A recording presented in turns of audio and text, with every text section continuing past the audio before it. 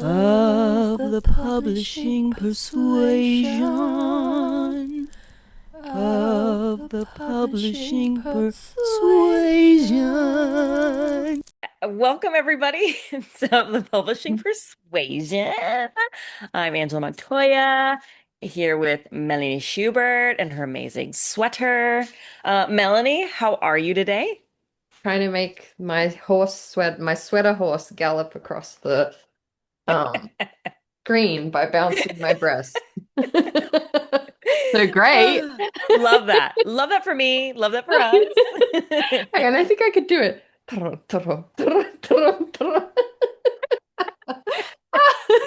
I know what's getting clipped Listen, for our advertising. listen, I do it for you. I do it for the views, for the book sales, you know? Yeah. Hey, it's working on me. It's working on me. Melanie, what have you been up to? What's new in life? How's it going? Yeah, good. Honestly. Good. Good. I love to hear it. Honestly, I've had okay, so I finished my graphic novel mentorship course this Yeah. week. And yeah, honestly, I don't know if I've chatted to you since then, have I? No. No, I don't think so. I had my final chat with Amparo. I might have chat with you when I sent my last packet, but I've had my last chat Yeah. with her now and I've read my feedback. And I'm not gonna lie to you, it's just been remarkable for my brain doing this course. And yeah. And that aside, I just, as you know, I've been just doing a lot of self-care and laying low a bit and just, wading through a very difficult season. And I feel like this week I just kind of came up for air, you know what I mean? I feel like this week doesn't just feel like a struggle. It doesn't feel like we're just surviving. So yeah, but the timing of this also was like amazing because it's just also given me that boost. It's amazing what a boost to your mental health it can be having such good feedback. So Amparo loves my book. Ooh, of Um, course. I was fully ready for a complete whatever, that I'm doing it completely wrong, that the voice needs work, that whatever, but she loves it. There was no bad feedback. Not that it's Oh ever my bad. gosh. Like Right, right. critical All feedback from the feedback. right person is amazing. And I was expecting a lot, but there wasn't really. So that, Wow. yeah, given the zone the heaviness of the past few months, sometimes you're just not sure. I'm I love this, but I've felt that about stuff before, and then you still send it to someone and this isn't here, Yeah. this isn't here. And you're like, dang it. So I kind of just expect that now. And so when you don't get it, it's just am I good at this? And I Wait haven't a minute. Yeah. I think I haven't let myself think like that in a while because it's just been a season of rejection. Mm, right, You right, know, right, and right. so you just Yeah. can't help it creeping up on you. Even if you know, right? By this point, I should know that it's rejection isn't personal. And I do, but I think it still adds up anyway, At a point, you're just wait, am I any good at this? Should I be doing this? Or that kind of thing. But yeah, I don't know. And even all that aside, when you reach the point where you just feel not vulnerable to rejection anymore again? Mm, I hmm. have seasons, right? I have seasons where I feel hypersensitive to it. And then at the moment, I'm like, oh, yeah, rack up the rejections because eventually something will get through.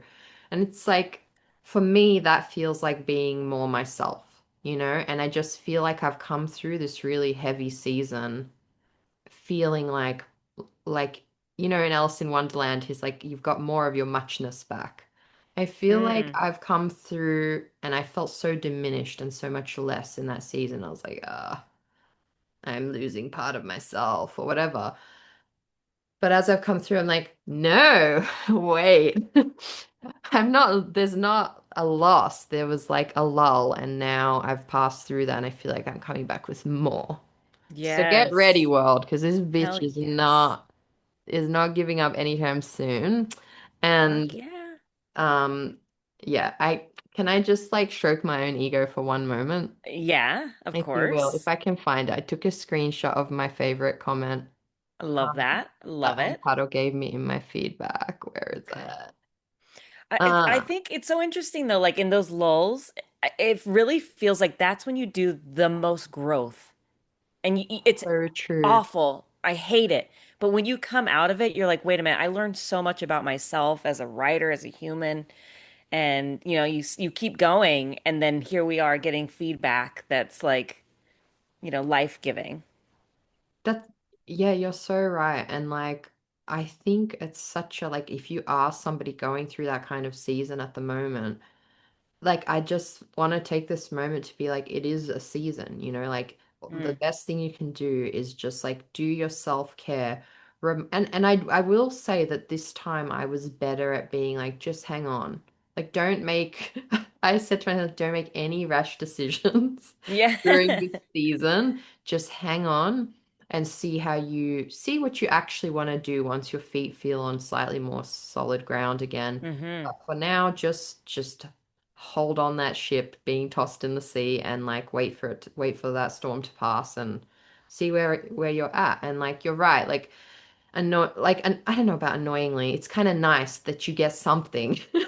Yeah, that's true. At least you get something out of it, right? That's it. I was gonna say annoyingly, yes, like you do fucking experience like some kind of I feel like I've had major character growth having to deal with this situation Yeah. live under me. And just like the skills I've had to develop and the resilience, like, yeah, I'm not the same as I was when I walked through. And, but yeah, like, I wish I didn't have to like go into survival mode to get those skills, but maybe we'll reframe it to that. At least we get that. Yes, period. All right, give me the quote. Let me Oh my hear what God. Yeah. when you forget. Okay. So I won't tell you the name of my book, which you know, but her closing thing to me was, as you continue to work on Redacted, please don't hesitate to ask me anything you want or to update me on this journey to shelves. And then she put in capitals, it's getting sold. Sandra and I know it. Redacted name will be a household name. Period.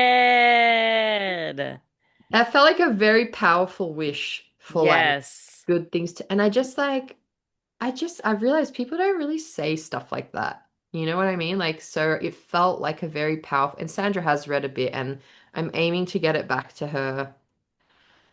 So I'm nearly there. I've still got a little bit. I didn't finish the whole book before I sent it to Amparo this last round, but I'm close, and so I'm aiming in the next 2 weeks to like have a draft to Sandra Yeah. and yeah, see what happens next. Yes. Okay. That's amazing. It's selling, baby. Yes. We are putting that into the universe, into the stratosphere. It's happening. Like there's no options. It's just gonna happen.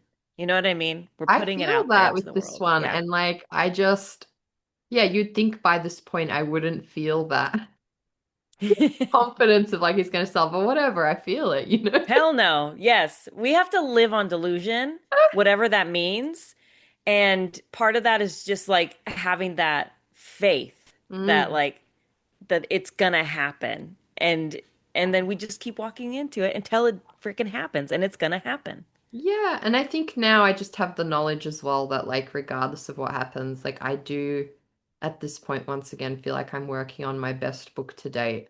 And that's important on to me as well, that like it that like when I'm working, I'm like, oh, it's the best thing I've ever written. You've got to have that moment at least once. Otherwise, I find it hard to like not have to, but you know what I mean? Like you want to Hmm. feel that way about what you're working on. And so it's been nice to just like, yeah, I feel like I've really let myself free with this book and just let my creativity go rampant actually. So that's been that's been fun. And I do think that probably now that I'm doing this, I'm like, I think my humor really does work well for middle grade because it's dorky. Love it. Yes. Yes. I'm a big old dork and like I think even the adult works that I love have that like kind of tongue in cheek, doesn't take itself too seriously. And I Yeah. do, Yeah. yeah, I'm curious to see if I put my full attention on something like this where it feels so natural and good to me to write this type of stuff.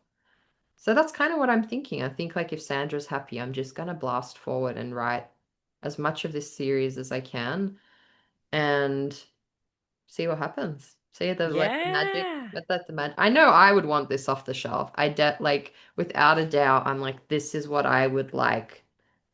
I would steal this from the library and I would just like write my name on it and Oh that's my special God. to me because that's how I felt about certain books growing up. And I was like, yeah, it's bloody badass to be writing your own book and feel that way about it. And I'm gonna claim it because there's enough seasons of heavy where you think everything you're writing is a steaming pile of shit that's never gonna go anywhere. So having that feeling is very nice. Yes. Oh my gosh. That's amazing. Mhm. Well, and like you've been through the submission trenches and all this Yeah. stuff where you know by now, whatever happens, you're gonna survive it. You're gonna be fine. You're gonna keep Yeah. going. And so having a mindset of like, no, this is gonna happen, I think is so like beautiful and Yeah. healthy. And you could just lean into it. Yes, whatever happens, blah, blah, blah, blah. We'll get there. But like Mm. having this mindset of like, this is my best shit I've done. Yeah. This is where my voice is at. This is exactly like tonally where I fit in. I think is so cool. And Mm. I don't know if I've heard you feel so like at home in a Mm. space. And I think that's amazing. Yeah, good Like point. that's it. I think you're right. I think I've always been in the other spaces I've written. I've always strived to develop my voice and try make it sound, I don't know, like the best version of that voice. But I think you're right. With Hmm. this, I find I just let go and I write whatever stupid thing comes into my head and like, oh, the young boys and girls and the theys and the thems are gonna cackle their faces off at this, you know? Like Yes. it's you're right. And it shouldn't surprise me because I guess that's where I started seriously writing is for the performing arts company that I write for in New Zealand, which is all middle grade. And my boss for that has always loved the most. One of the reasons I've stayed working for them so long is because even in moments when we've had clashes, like with our vision for how things would be, but at the end of the day, her vision for my creative work is like, boom, we're right there. So like she just loves every ridiculous idea I have. It's like, yes, this, more, more, more. And the kids love it. So maybe I That's it should have right just there. like paid more attention to that. Ah, Hey, but you never know until you try things. that's it. And all of your books have been amazing. Thank you. And so nothing was wasted because everything was so good and phenomenal and fun. Yeah. And the voice was always there. And so I guess just figuring out where that voice fits Yeah, best. that's it. And no, you're right. I don't actually regret anything I've done on this journey. Like there's definitely things I wish hadn't have taken as much as they did. Yeah. But the way I pushed through again, the annoying like thing of like when you actually push through it, like if you can, if it doesn't kill you, it does make Right. you stronger in a way. And I do see that. I do see how this forced resilience has made me resilient, and I'm just a lot more like I'm a lot less like hung up in it identity wise. Now it's like stubbornness and just like desire to like keep fostering that joyful, free. Like again, I'm going to refer to One Piece as I always do. And like one of the characters, like they assume that Luffy, the main character, wants power, that like pirates, like that, a lot of people go after power and money and whatever. And he's like, what? He's like, no, he's like, I want to be a pirate because it's the most free person on the sea. You're the freest. And that strikes as something so true and Mm, so deep in me for why I started this career. This career. mm. I felt like this career fits me. I felt like I could. be free in my own way. Even though there's like parts of it that are shit and there's parts that are like unpredictable. And for better or worse, a lot of times I get close to feeling that from it, you know? So or like have long seasons where it does feel like that. It's just, making the financial side turn over now. That's what we're Yes. working on.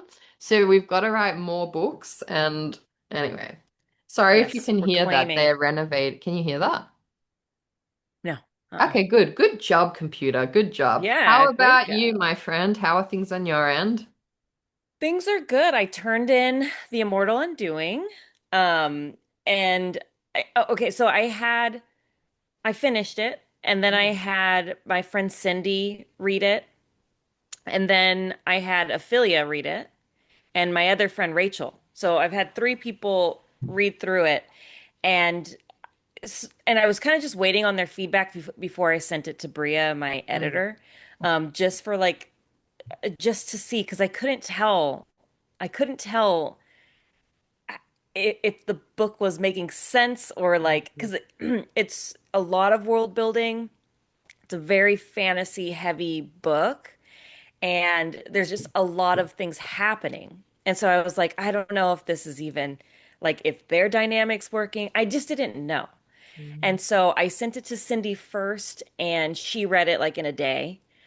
And she like was by the end teary-eyed crying about the ending and just like you ate girl, and then sent it to Ophelia who already knew. Ophelia was like wanting it or had Ophelia had read like the first 100 or 30 pages or so, yeah. and so she had already really loved the two main characters. She Mm. really liked their dynamics.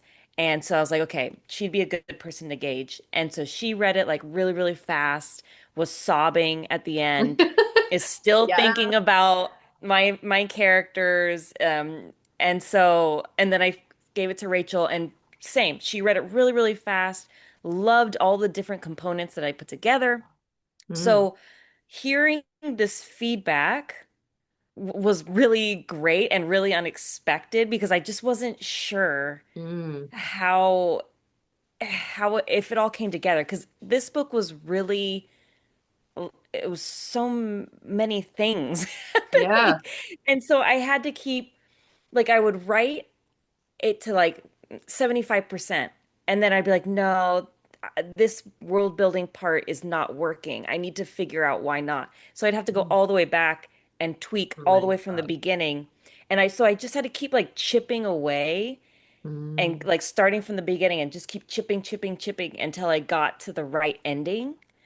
And Ooh. so, but it really took me so many layers of like getting to the right spot. And then the final chapter is like an epilogue piece.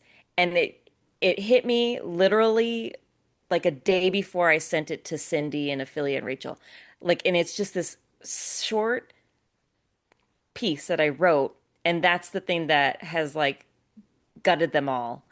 And it just kind of came on a whim, and it was only after I could chip away at all of these things and build it. And it just was like, that's it. And so I wrote this Mm. chapter. And it's from Atsin, the main male character's perspective.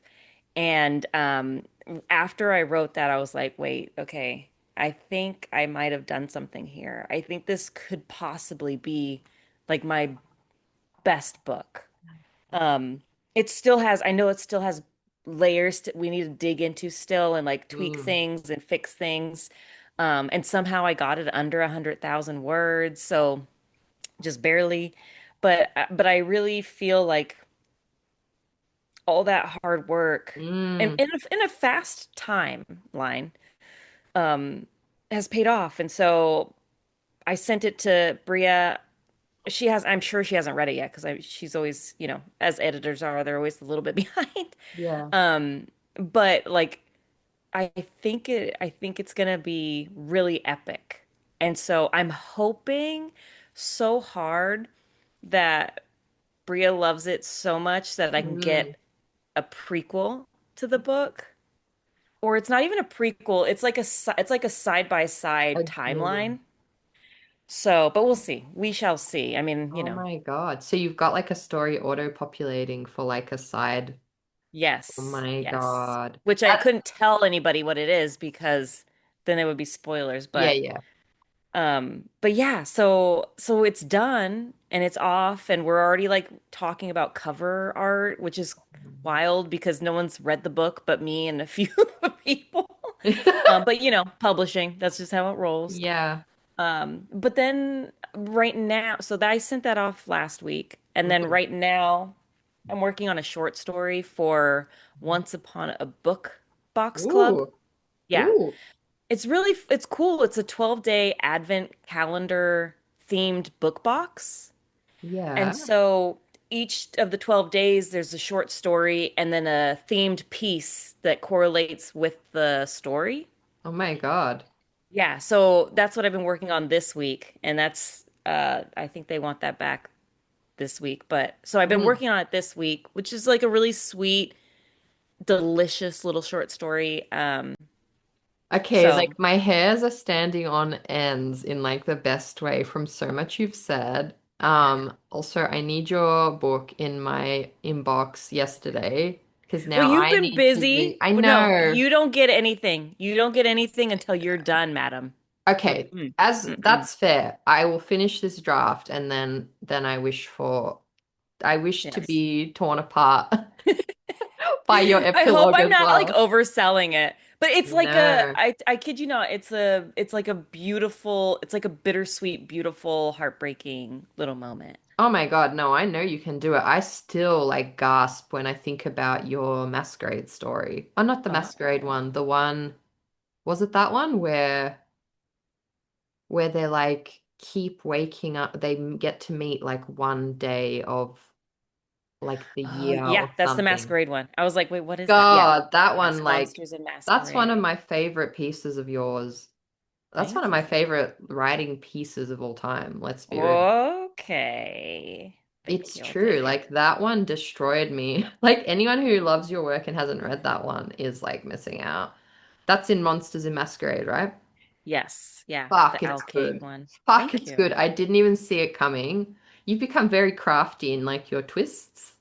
Thank you. Yeah. So Yeah. I believe Thank that you. you pulled it off. And what you're describing is one of my favorite ways, and even though it's infuriating, I also do it. So, for example, now the reason I haven't already finished my graphic novel script is because I went back to the start. Because I've had a break since Amparo Hmm. had it, and then I've been dealing with all this shit. I've had like a couple weeks where I haven't been touching it. And I was like, I could keep writing from where I was and just like finish it. But I know in my bones I work best if I'm in the story, not just Yeah. writing the story. And to be in it, you have to have been reading it or not have stopped for a while. So you're actually a genius for going back because every time you go through, you'll catch things that no one else could, you know? So even though it's agonizing, I applaud this way of writing because you really are able to remold the whole storyline, right? If you have to. Yes. That Yeah. one thread that you came up with, because you know you're going to pick up every spot where that character has to behave differently to achieve that, which Oh, is a totally. fuck ton of Yeah. work, but it's so worth it because that's when you get those really, those little special, authentic moments where you just like, You're like, wait a yeah, minute, I'm good at this. Yeah. yeah, Yeah. And just like feeding the reader bits and pieces so they're prepared when it gets to the big shebang. yeah. I think like for me for the Immortal Undoing, like I was very intimidated by like the very like final act because there was going to Mm. be so many pieces that I had to bring together, and I was also like, wait, how are they going to do this? And so I had no idea how I was going to make it to where I needed to get it to. And I was like, I don't know if I'm like smart enough to come up with this game plan. And God. so I would just kept to keep going back, and then Mm. finally it would just like hit of like, oh, there it is. Also, I did commission Riley Quint. Yeah, I've seen it. Okay. I Oh yeah, yeah, okay, died. yeah. So that, to be honest, and she's done so many of my art, like Mm. commissioned before, but she had these three different options, and one was this scene that I commissioned, and it was the scene of my like the two characters like soaring in the air, reaching for each other with the feathered serpent around them. And when I saw the concept, I was like, wait, that's actually the missing piece. Like that's the story. She's telling me the actual story right here. And so Wow. that art print, because it was so cool and dynamic, I was like, I have to make that scene somehow. And then that was how it all sort of like clicked into place. And I was like, thank you, Riley. I Shout out. love that. That's really Yeah. magical, actually. Yeah, it was cool. So yeah, a lot of magical things happening. Yeah. It's a We shall magical see. season. Yeah. All good things, lots of good news coming to the podcast. We manifest. Yes. Nothing's guaranteed, but we're gonna Yeah. manifest big things What for is all of us. guaranteed is that we're a couple of bad bitches, and like Period. eventually, if you keep doing things that, life is like rich and beautiful and like magical opportunities come up, And That's yeah, it. and today is the perfect example of a magical person that we had a magical opportunity with, and it literally is one of the most iconic moments of my bookish career to date, which is having somebody reach out and offer to collab and print us 50 copies of our anthology, Jingle These Bells, which, as you know, sent my cloaca around the twist because I was not anticipating this type of thing, and it was the absolute best experience. So, yeah, we had on Tracy Young. I did actually pull up their basic bio on Oh, FolioFox. good. So, we had on the Tracy Young, who is just an all-around baddie, part of the brains, part of the like honestly sounds like she has done a lot to like get the company going and like the marketing. There sounds like there's a lot of angles, and I will leave it to her to tell you more about that in our interview. But about FolioFox, the printing company she works for. So their story is they're a Melbourne-based team on a mission to provide Australian businesses with exceptional commercial book printing. Powered by decades of industry experience and a genuine passion for all books, we support you whether you're publishing your first title, sharing an annual report, or launching a new marketing campaign.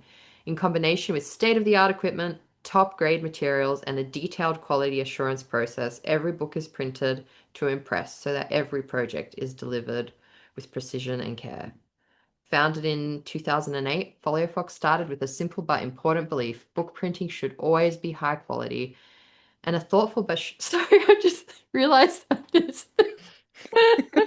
I've just gone on and I'm just reading the our beginnings page.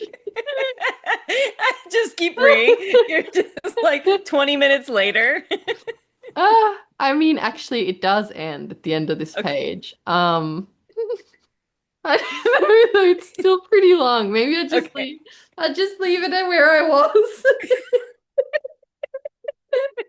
I'm gonna If let you you want to go. learn more, find their website, which is FolioFox. Foliofox.com.au.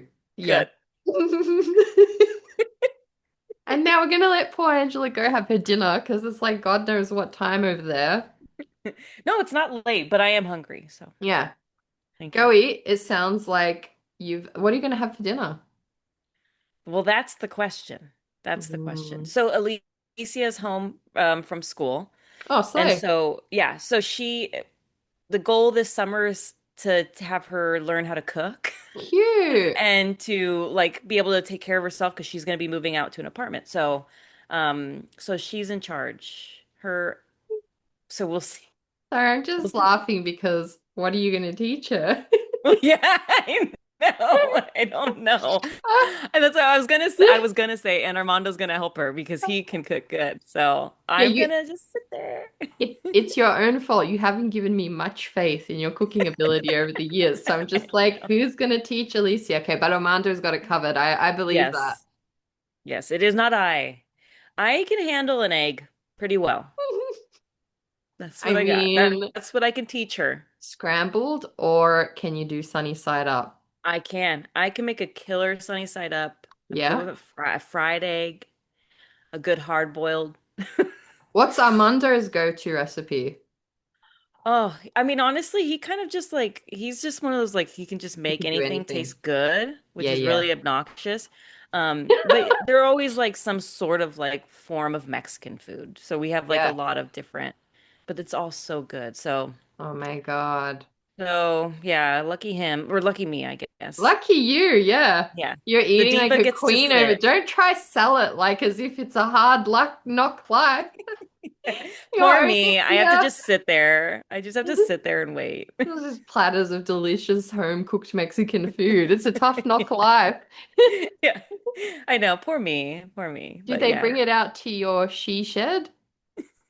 Um, no, because I'm usually back in here, but if I'm sitting at the dining room table, he brings it to me. Yeah. Good boy. Yeah. I love Yeah. that. Yeah, the Oh, queen gets what the queen wants here. I mean, honestly, I love to hear it. That's as it should be. We are so Period. ready for a matriarchal society. Hmm. And on that Yeah, note, but Baywatch. what about it? Are you still watching it? Oh yeah, and Oh, so you just, now yeah, sorry, go I had to on. bring it up No, because I'm here. I'm on season 2 of Baywatch now. And so now Adrian, my son, he's hooked on Baywatch as well. So like we're straight up like we're binging Baywatch and having a blast. Like let me just tell you, Melanie. Tell me. Okay, the episode starts, okay? The episode starts and it's a bull. Like a full bull with horns and it's like it got loose and it's racing down the beach and people are screaming and jumping out of the way. And Adrian goes, Mitch he's gonna lasso that bull. And I was like, how is Mitch gonna just like show up and lasso a bull? Like what do you mean? And he's like, just wait. Mitch Buchanan's gonna lasso that bull. And sure as shit, here comes the truck with the, lifeguard truck. Mitch Buchanan climbs out of the window.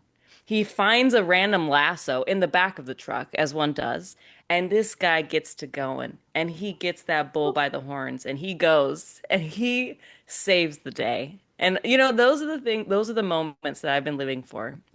Mitch he's it. Oh my So God. that's I it. was gonna try watch it with you, but you're well ahead, you know? You're Yeah, well yeah. ahead into season two. We're But in. Yeah, it it's sounds great. pretty iconic. I'm not gonna lie. I have to ask because I saw you, I don't know if you put it in your story or you reposted it, that guy that does the breakdowns of the movies. Is that what made you watch it? Or it was just happened to be the timing? It was just the timing. The algorithm is listening to me. The algorithm's hearing That me, and timing I is love. wild because I think he Yeah. just did like a comedy bit on it. So I think we just all need some Baywatch in our lives. Yeah. We just need that simple, those blue-eyed fuckers. We just need some blue-eyed fuckers in our. I've never seen that many blue-eyed people in my Are life. they CGI it? Or I guess it's not CGI from then. They would have Well, literally put like a little, they would have remastered each eye, I guess, in each frame. yeah, someone told me that they had remastered it and made Yeah. those eyes a little extra brilliant. And I'm not kidding you. I'm not kidding you. Those eyes are brilliant. Everybody has blue eyes in this Can you please damn start show. sending, putting it in your stories, just screenshot the really brilliant moments for I us. I think will. we need, just like when they're searingly gazing into the camera and it's just like vampire moment. I need to see those moments and, You got it. You got it. Because there's plenty. Oh my God. But I guess that's why some of these shows, they just have this like iconic pull. Even though it's bad, it's so good. Yes, it's so true. Very entertaining. So, yeah. Well, I love to be entertained in all the unexpected ways. I could And talk about this for hours. no, I'm here for it. I only worry about your dinner. Yeah, yeah. In the Time. end, Baywatch has taken us all the way through to another 40 minutes, so it feels correct. No, So let's. nice to meet you, Angela. How are you? Yeah. So awesome to meet you too. Honestly, Melanie, it was really, really excited about having you on and just getting to chat with you about all things, about everything. We're just gonna get nosy today and really get to know you I even love that. better. We're I'm a excited though, chatter, really. so it's all good. Wait, Oh, I good. didn't realize, in amidst all the madness that was Jingle These Bells, I didn't realize you guys never actually met until right now. Yeah. No, Fucking I was out of Angela. the Yeah. Angela was like, it felt like Angela was like the secret elite benefactor, you Yeah. know. Yeah. I Let was me just just get some like more lighting. in the background, just hearing, listening, but Yeah. not being a part. So thank you for doing the work, gals. That was great. Guys put together But one hell of we a got book. there in the end. Yes. Yes, I've Yes. got a copy right here. Yes, and I Yes. still have many here, although I have been getting through them. Yeah, for our listeners, since we're just like diving right in, for our listeners who don't know, Tracy was our liaison for these glorious copies of Jingle These Bells, printed locally in sunny Australia. And this has to still, I've got this here for show and tell. This has to be one of my Yes. favorite possessions, which if you're not watching the screen, it is Tracy gifted me this. It's an uncut cover.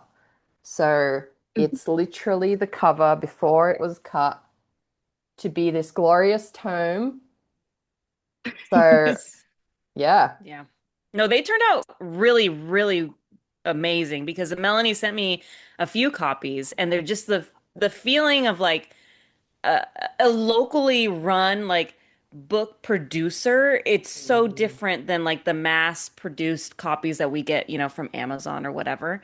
yeah. Like the texture, the feeling, the make of it. So yeah, you guys killed it. You did amazingly. Thank you. Yeah. No, thank I'm so you. glad you guys liked it. It's actually really funny when I had a meeting with one of the business owners. I brought one of these copies and I was like, look how good this is. And he was like, "Oh yeah, where'd you buy this from?" And I'm like, we did it." He was like, "We did this?"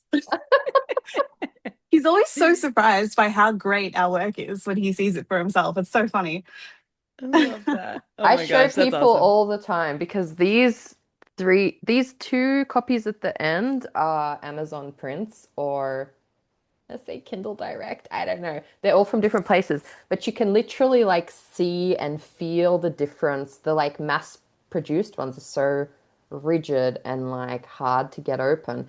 And then the local ones are just like glorious and Flappy. lush, and the feel is like I love a fluffy book. luxurious. And Hmm. the colors of the printing of the cover are much more like, I don't know, like solid. I'm Now so Melanie's glad you guys love judgmental. it. Oh yeah, we do. Okay, I'm seeing all these beautiful books behind you. Mm. So I'm just assuming you're a bookish girly. Like I want to know more about you. Like can you tell us about yourself?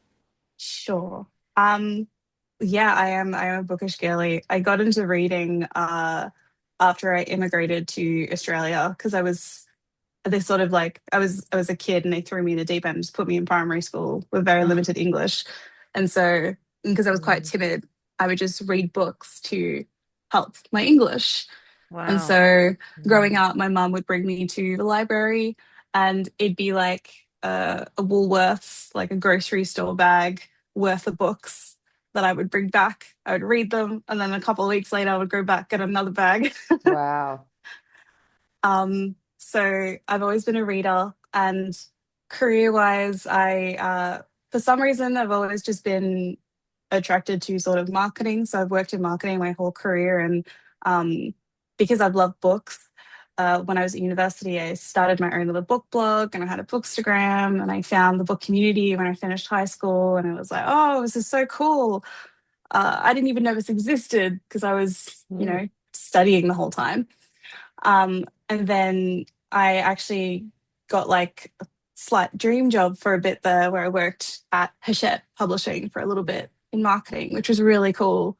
Some really lovely people there, and I had some really great experiences. And then I sort of went back into creative agencies doing marketing for other types of businesses. And so when I left my last place, I had found just by chance as well this printing company. And at the time, it was sort of applied for it on a whim because I was like, oh, it looks like they're not quite sure what they want because they just wanted a website at the time. Um, And because I freelanced before, I figured, oh, maybe I can at least help them if they're a small business, because I've done that before too. Mm. And spoke to the business owners, and they were like, oh, we're actually, we're a trade printer, but we don't want to be just printing for other brands, like Mm. on behalf of other printing brands anymore. Like we want to do it direct with people. And we love printing books. So we want it to be about books. And I just thought, well, isn't that just perfect? Glorious. So yeah. So then they brought me on, and I've essentially from day one been shaping and creating Mm. FolioFox, the brand, working with the team to essentially get a brand put together and have people know who we are and what we do. And I've also sort of used this brand as a way to connect back into the literary community and help, I guess, foster a, a great environment that supports self-publishing, because a lot of the authors that we work with are self-published authors or Mm. small indie publishers. Um, since we're a short run printer, so we don't print thousands and thousands of books. We'll just do like a few hundred or whatnot per person, and that works for us. And that's what keeps the quality high as well, Yeah. because you don't have everything automated or run by robots or something like that. Um, so yeah, that's sort of how I like fell into helping create FolioFox. And yeah, other things about me, obviously I love to read still. Yeah. I've gotten more into audiobooks as I've gotten busier. Mm. Mm-hmm. Mm-hmm. Valid. So valid. Yeah, literally, We live in a same. society. Yeah. Yeah. What are you listening to anything right now? I know it's every time anybody asks me, I forget everything I've ever read, but you know. um, I had started listening to a book actually, but then my hold, like I have to put it on hold. I had to put it on hold again because my Oh, it was a loan on Libby. Uh, yes. Yeah, so I'm midway through a book called Water Moon Oh by yeah. Uh-huh. Samantha Soto. I'm not going to Yeah. butcher her name, Yeah. but Yeah. uh, so far it's really interesting. And then Mm. I've also got like I've recently started a physical book, which is this one. It's Ooh. Ooh, self-published. gorgeous. Foul is Fair by Alyssa Hay. Wow. Yeah. Is that Uh, something that you guys have like published or, through Folio or that just you were just loving that no, book? no, I met the author at Book Fair Australia because we had a stall there. Cool. Mm. Um, and then I saw her again when I stopped by Queen's Booktown Festival. And she was really lovely, and I just love the premise. It's like an urban fantasy, like Yeah. badass main character who like I think she's a bounty hunter. Um, Mm. Love that. so and it's set in Australia. It's very Yeah. Australian, which is really jarring to read when I'm really used to reading like American or British Mm. that Yeah. stuff, but like I kind of like it. Yeah, Mm. yes, there needs to be more stuff set in Australia. I'm here for it. Like, what is the Australian like bookish scene like for both of you? Like, is it robust? Like, where are we at? Are there lots of festivals? Like, what's it like over there? I've been living in a cave for a while, Yeah. so I haven't been delving into many of the things, although at some point I will re-venture into the wildlands. But we do have Mm, stuff. We have like festivals and like I don't know if they still do YA Day. There used to be like a YA Day festival run by the Center, but I don't know if they still do it. And I actually really like mm. I don't know where the current status is, but really shocking news this year the Writers Center was defunded. So Ugh.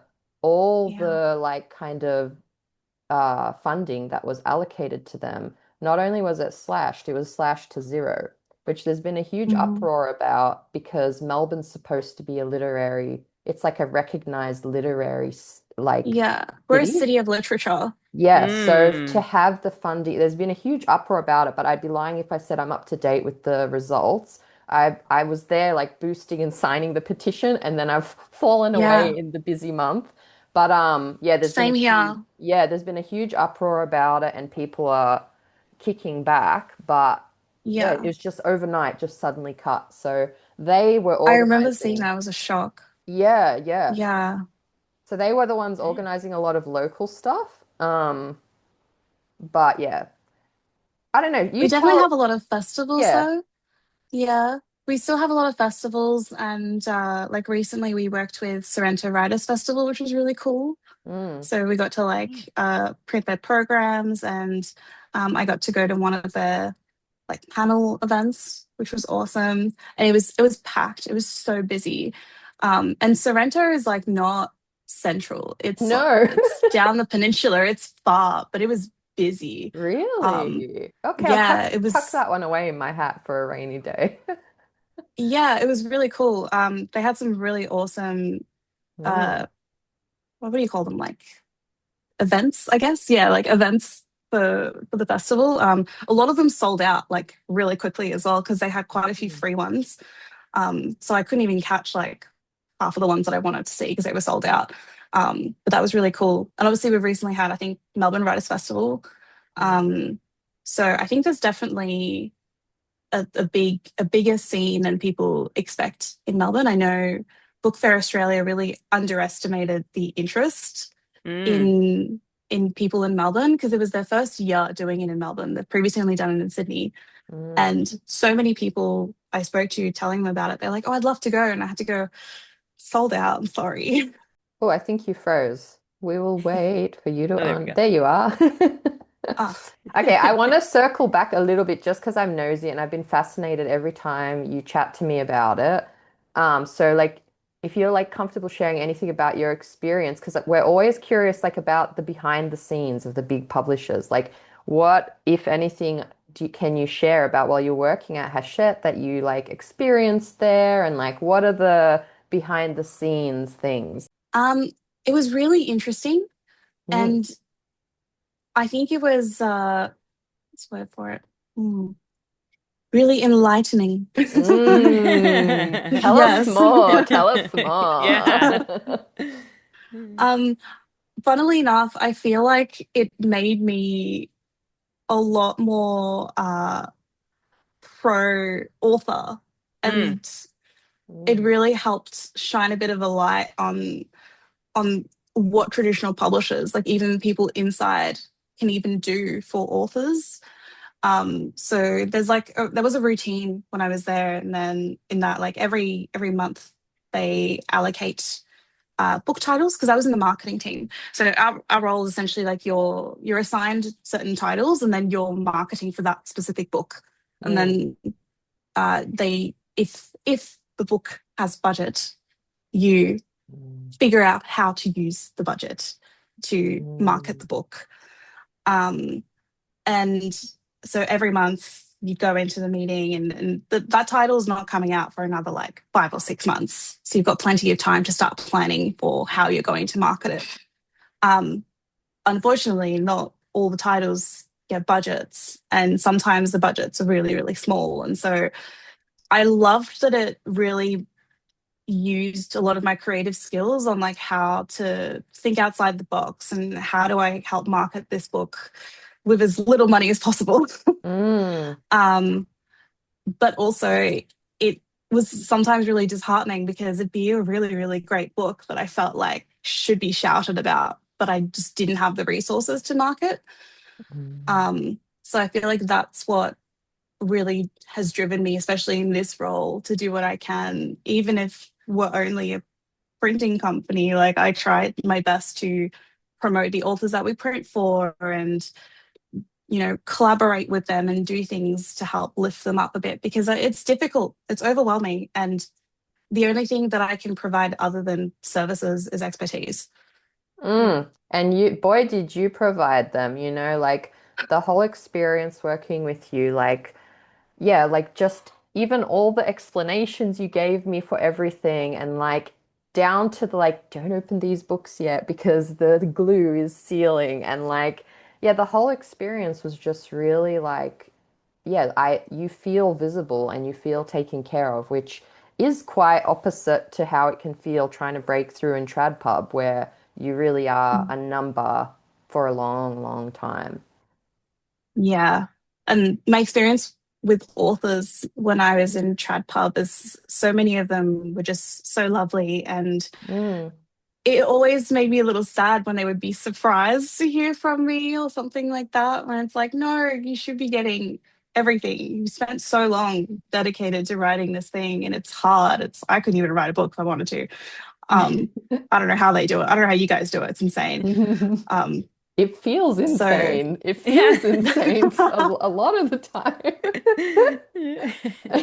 I can't even, my mind can't comprehend the amount of like information and planning that goes into writing a novel. And like before you even get to the prose and how to structure the sentences and plant seeds and Easter eggs. And like I'm amazed as a reader. I don't know how you guys do it. It's a real skill for sure. Yeah. Yeah. It is. And it's partially skill, partially insanity, partially spite. It's all the things.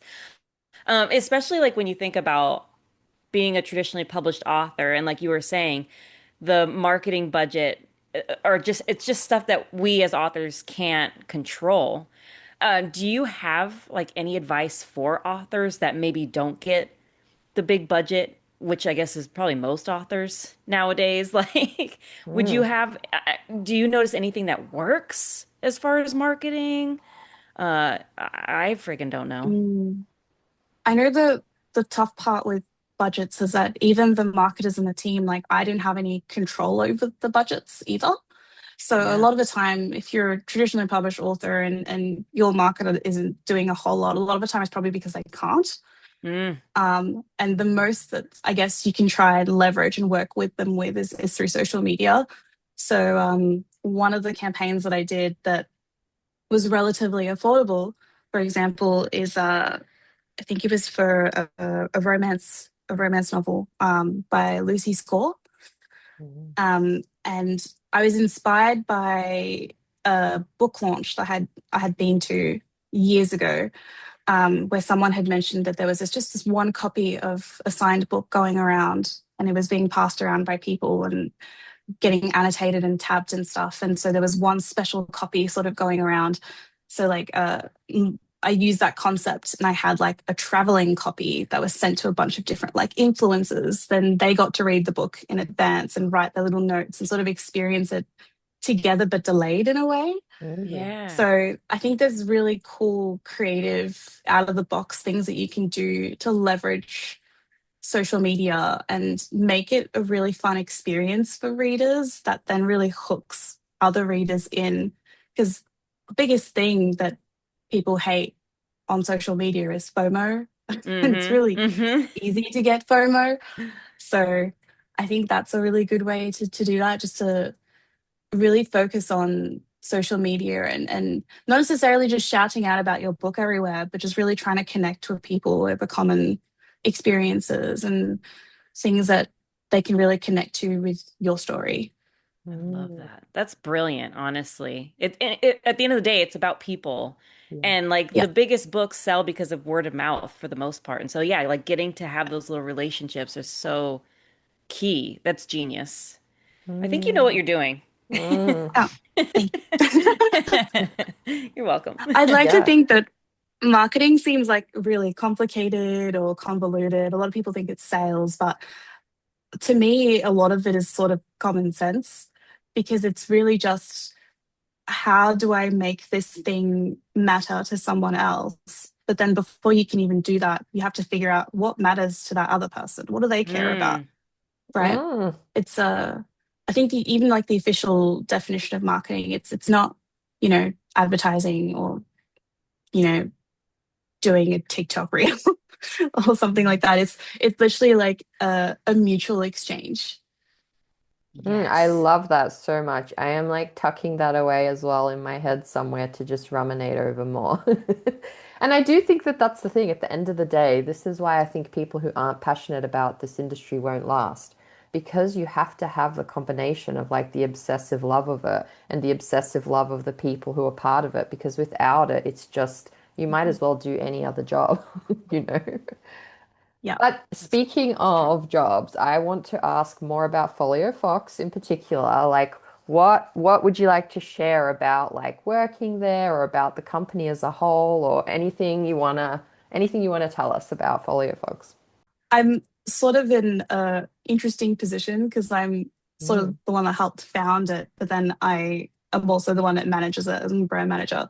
So every mm, day is really different for me. I'm the one that's either like helping to write content for the website or like take footage for social media or talking to people about partnerships and stuff. I've had some really exciting things in the works recently. We're about to announce it, so I don't know when the podcast will be I can wait till if shared. you want to give us Oh, a like next nugget, week. I'll It'll be wait. next Yeah. week. I've got one to drop before this, so yeah, go ahead.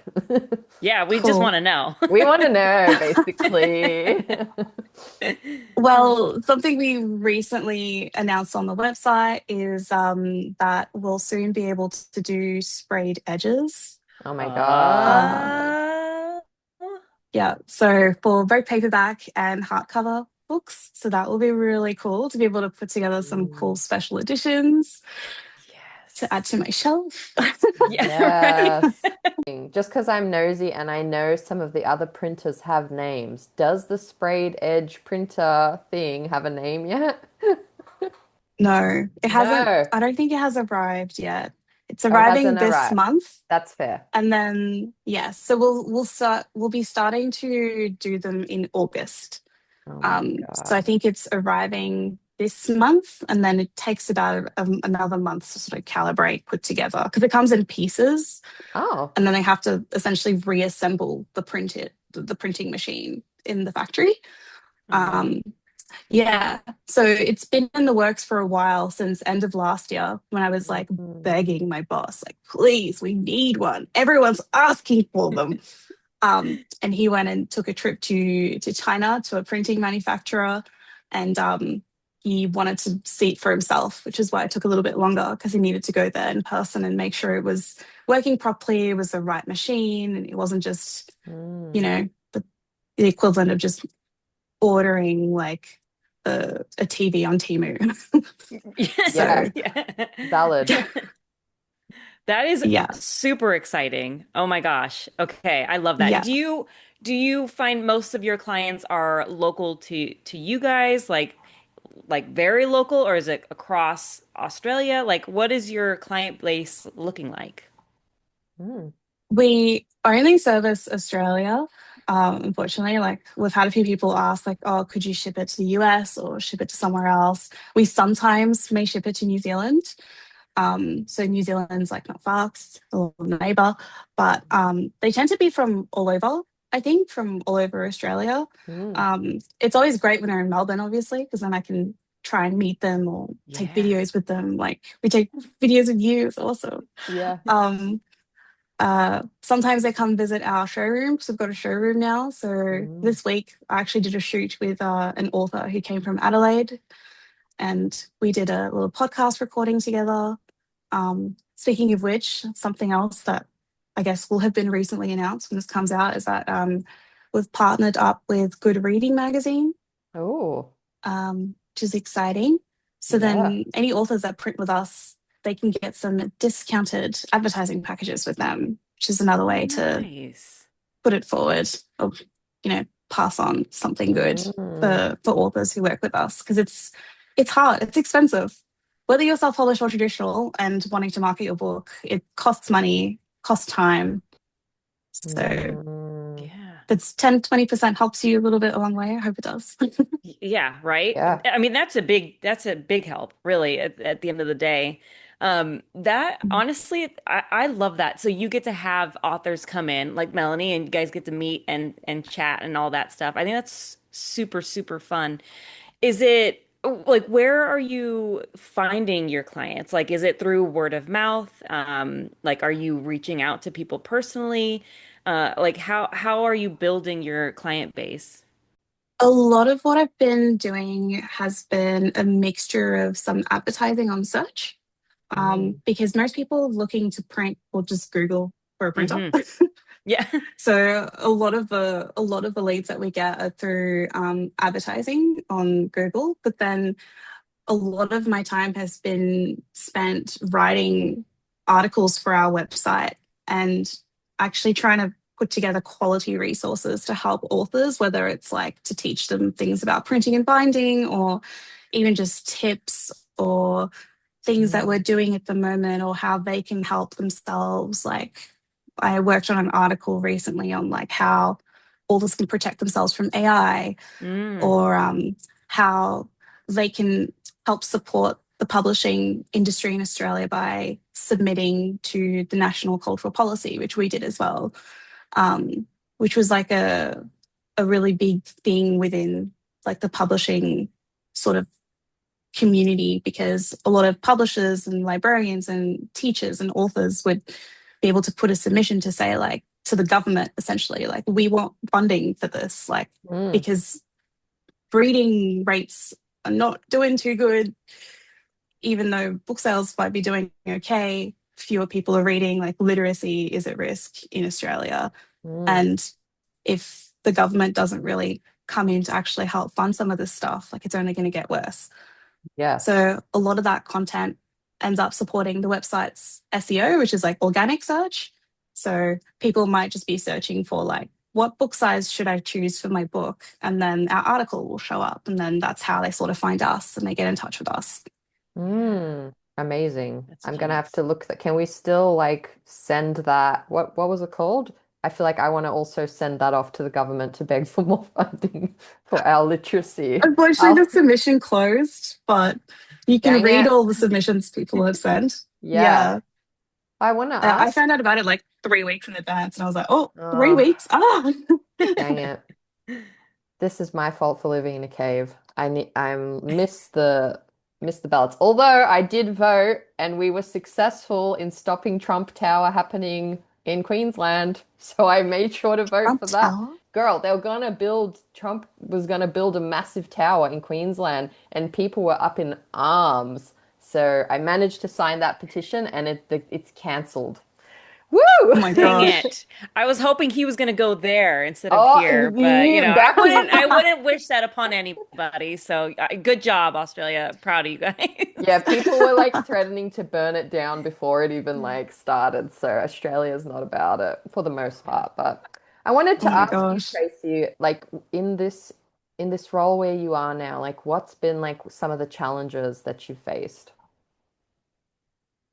Uh, Probably the biggest challenge is when I'm reaching out to people to try and like get a partnership or a collab together, like not even necessarily to say like, oh, you should print with us. Like it's not even that. It's a lot of the time I'm reaching out to people who are even like editors and designers because I want to have like I want to grow our networks so we can refer authors to people that we know generally have great quality work. I love that. Um, because the biggest challenge is just that printing is kind of boring.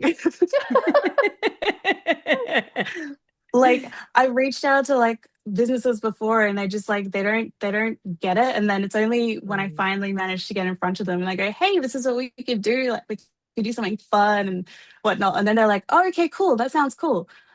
But for the most part, like on the surface, like book printing, they're just like, huh? Like, why are you messaging me right now? I don't care about printing. Honestly, I Uh, found it all fascinating. I was like riveted by all the videos and like seeing the videos you took. Like, we were very lucky to have you go into the factory and actually get footage for us of Jingle These Bells being printed, which is still to date one of the coolest things I've seen in my life because that part of the process is so like sacred. It feels like one of our sacred human arts, printing. And I think, yeah. I think the bookish folk, if they like once, like you say, once it's in front of them and they understand it, what it is, that people are just like, wait, this is so super cool. But yeah, getting that word out must be tricky. Yeah, that yeah, sounds like it's it. definitely the biggest challenge.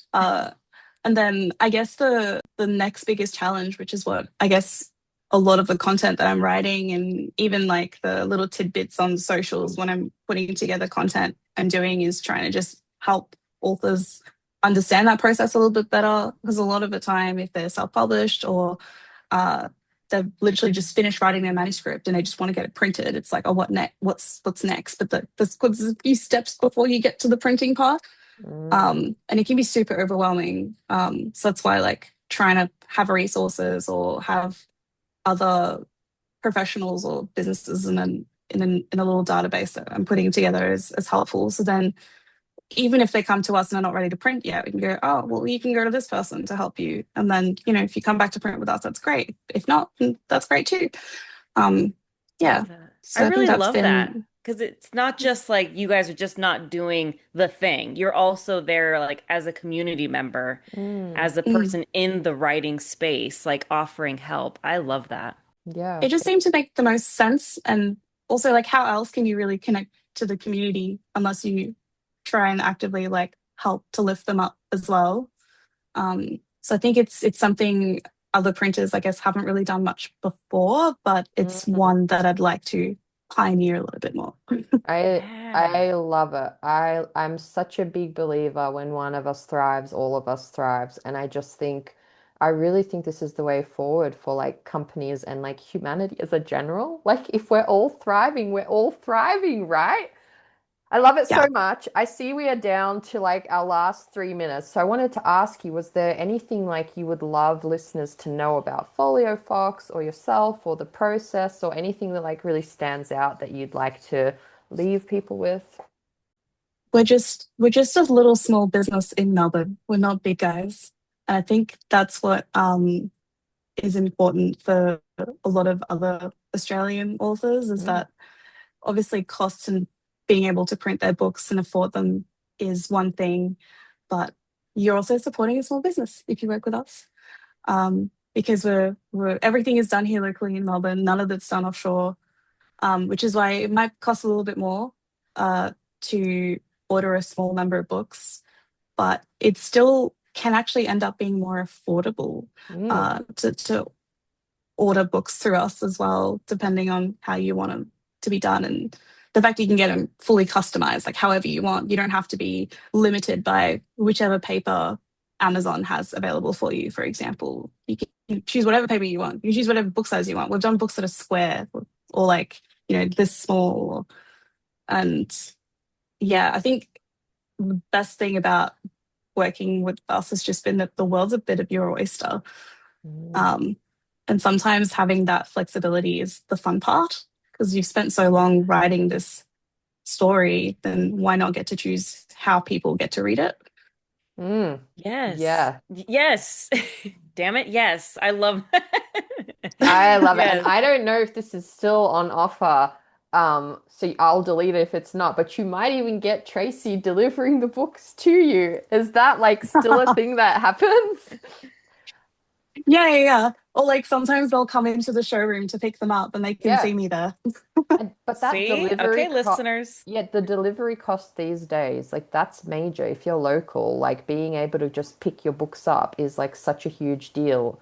Like you said, when you're like kind of counting every penny for like marketing stuff. So I thought that was like phenomenal. So Melburnians, wake up. There is a amazing printer right on your doorstep and an amazing human behind it. And we're so glad we got to have you on today and chat all. I knew it was going to be glorious, but I literally was just like riveted once again. Thank you so much for having me. It's an honor. Um, it's so great to chat and I guess to connect with more people through this. Mm. Yeah, that's the biggest hope right there. More connection, more community. Thank you for coming on and for being amazing and for printing our books. You're just awesome.